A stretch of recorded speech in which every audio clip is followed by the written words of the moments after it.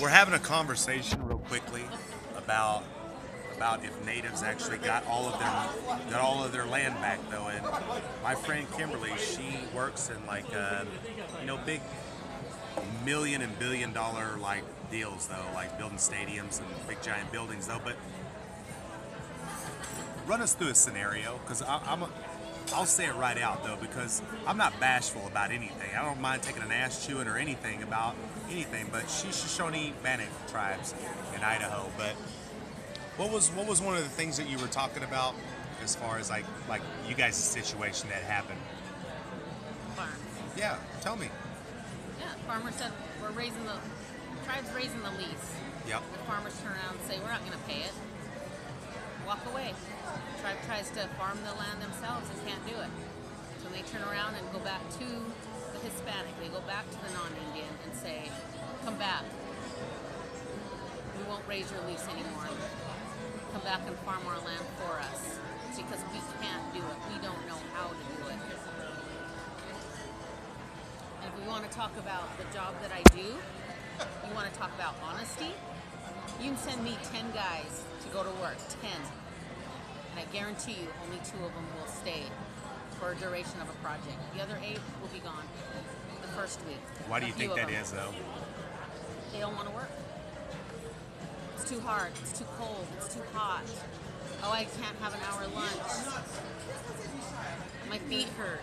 And this is shit that just bothers me though because So tell those like things change. yeah, and this is the thing though because Native Americans we did 28.6 billion in gaming. We're about to be the number 1 leaders. But in who gaming. Who runs the gaming? You're Not right. the natives. No, it's not the game. natives. The natives don't run the gaming. Say No. that. Tell us straight up. The natives don't run it. We They're actually non-Indians that what run. we're trying to say is this is that like management companies like Harrah's or Caesars Entertainment Corp or MGM or they have these management companies. So like take for instance, I'm from Oklahoma. Like WinStar Casino, that's run by white people. I tried to throw a fight over at Durant's, like Choctaw Casino, though, man. Like, I had to deal with a dickhead named, like, Frank. He's a big, like, rodeo and horse guy, though. I don't like him. He's a good old boy, and can't stand him, though. But he runs a lot of the management side of it, though. There's a lot of jobs out there, financially, accounting, and whatnot. And until we get to that point to where we really start to hand over these jobs, I mean, man, there's so many jobs out there. There really are, though. I mean, she's telling us that straight up that there are jobs that their tribe handles, like around the United States, though, the Idaho potato. And Mexicans and whites were out there working for cheap labor. And then they kept raising the leases. So much it got so expensive for Mexicans and whites, and they're like, you know what, fuck this shit. Like, we're not doing this anymore. We don't need you, you We need don't- us. Yeah, That's it. That's the honest you know, truth. and then with all that time, as they finally kind of rebelled though, and it's kind of like, you know what, we'll farm this ourselves.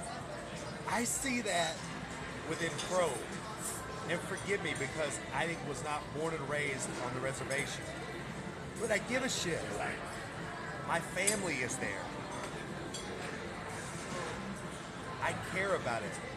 I've said in business meetings with billionaires, fucking guy was trying to tell me, like he was from Greece, and Greece did like a massive financial bailout.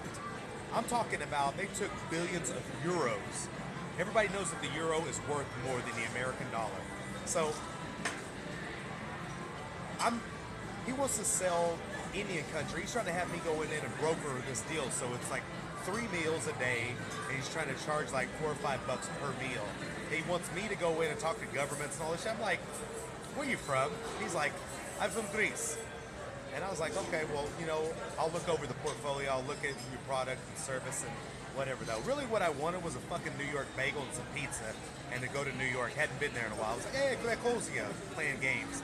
So finally, I take a meeting with this guy, and I'm like, look, I've researched you on Google, and deep down inside, you have your clients, every business partner, you have them in the courtroom, which means this is schoolyard fucking rules.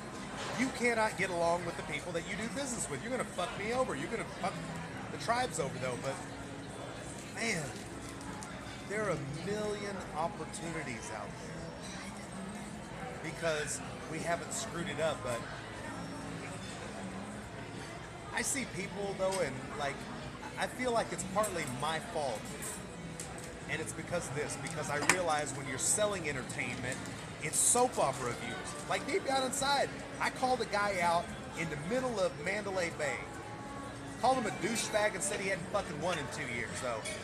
Because I don't have time. I'm busy on a lot of things. I do more than just fighting. I do a lot of political shit. I do oil and gas, coal. I do like a lot of stuff, philanthropy, and this takes time to prepare a quality speech and be able to like, just to be able to even make a meeting though. I don't pay for any of my rounds of golf. I don't really pay for any of my food these days. And I live very poor though. I pay for like a shirt, honestly. But deep down inside, if I could ever say anything to like Indian country, use your goddamn phone for Google. You can speak to the son of a bitch. And you can say, how do I read a financial document? How do I read a balance sheet, balance statement? How do I read an income statement? How cash flow analysis? What is accounting? How do executives, that's all I research. I mean, fuck, I watch people fix stuff on their car and they're not like a girl. I'm talking about like a girl changed a radiator. Changed a radiator because she looked at a YouTube video though. Man, there's shit out there that are, man, our relatives did not have, man. Self-teach yourself this shit. There's 24 hours in a day. Get to it though. I'm sorry to be so blunt though, but man, Kim and I, honestly, to empower Kim, like Kim works in politics.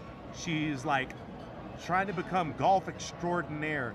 They send her to like San Francisco, Arizona, Oklahoma, all over the United States to be able to talk about something, to broker a deal that's going to be like 800 million, 700 million, 200 million, 1.6 billion dollars, and you're juggling all these like super egos, and this shit's tough to do because I don't know any other woman doing this.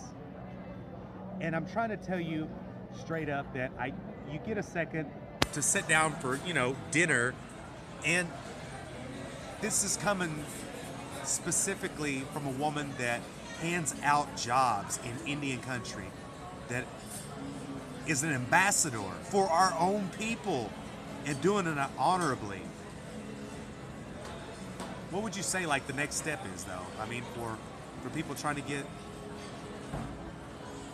I mean, I know that you're not as aggressive as I am as far as like, but what would you say that would be the next step or in helping like ourselves? Just have the want to work. I mean, it's simple.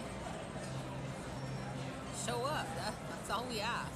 You don't have to have any skills. We don't ask for people to have skills. Yeah, it's a plus.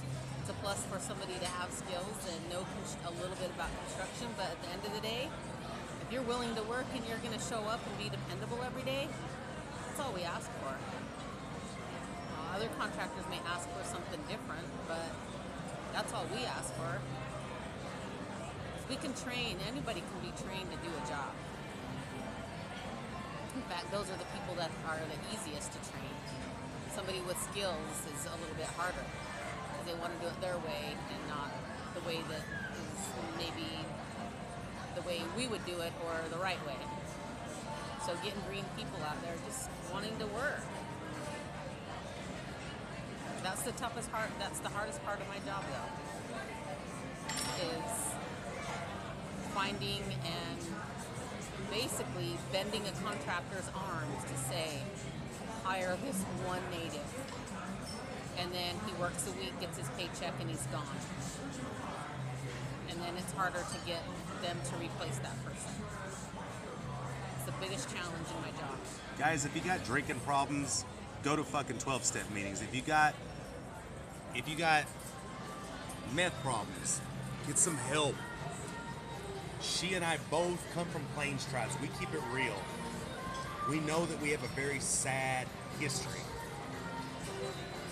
It is. It is sad. We got to be able to heal. We got to be able to help ourselves. And it's because we want our children and our grandchildren and our relatives to be able to have something to hang on to and not watch it all just go away. Man, I know it's a rant, but I really appreciate you guys out there. I know it's a long video, but thank you. Thank you, seriously. Thanks, Kim. Thanks, Kim, for hanging out.